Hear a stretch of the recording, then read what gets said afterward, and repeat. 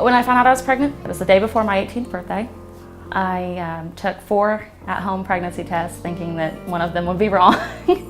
I had heard about the Crisis Pregnancy Center through my church, so I decided to go and take a test there and see what they said. And the lady sat down with me and we looked at the tests and kind of talked about, how far along I might be, what concerns there were. I didn't know what to do. I mean, I was to the point where, I knew it was happening. It wasn't, it wasn't some false positive. I mean, I was really pregnant. I was terrified.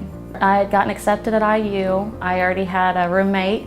The day before my 18th birthday, I had found out, well, then my 18th birthday, we had gone to dinner with my parents, for my birthday, and they had given me my new, bedspread, and my sister had made a pegboard with my name and IU symbols and all kinds of stuff for my dorm room. And I knew, but no one else knew, so that was kind of difficult to, accept the gifts and say thank you. And I really was appreciative, but at the same time, I knew that I wouldn't be using them, which was kind of hard. Knowing that I was not going to go to school, at IU at least, that I had no idea what I was going to do with my future, that I had just put myself back, that it was going to be so much harder. It was just the idea of having to tell them that they would be disappointed in me. It was horrible. I came back, I think maybe later that week, and had a sonogram done. I think I was already 2 months along at that point. But seeing it for the first time was it was a clarification, obviously, that yeah, this is happening, this is going to be your life from now on.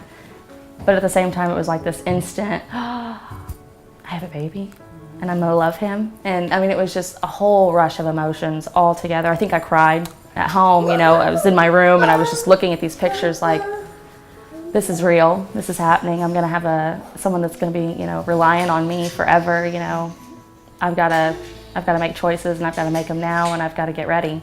I'd always thought that, like abortion was just wrong, and then, but when you're faced with it, the idea is there, and the idea is very real, and it was an option. And I thought about it, and I thought about it, and I thought, there's just no way. I think honestly it was the sonograms that did it. Seeing him and knowing, no, there is a heartbeat. Like, that's a baby. I just couldn't do it. I go to Ivy Tech. After he was born, I started that fall.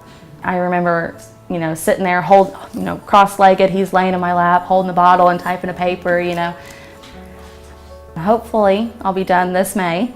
He'll be turning 5 in May, so it's gonna be a busy month for us, but hopefully we'll be done with it and see where I go from there, I guess. He's wild. He's so much fun though. He's just got so much energy. He is your typical boy. I mean, we cannot go anywhere without coming home filthy. We spend hours outside if we can. He's getting ready to start his 2nd year of t-ball.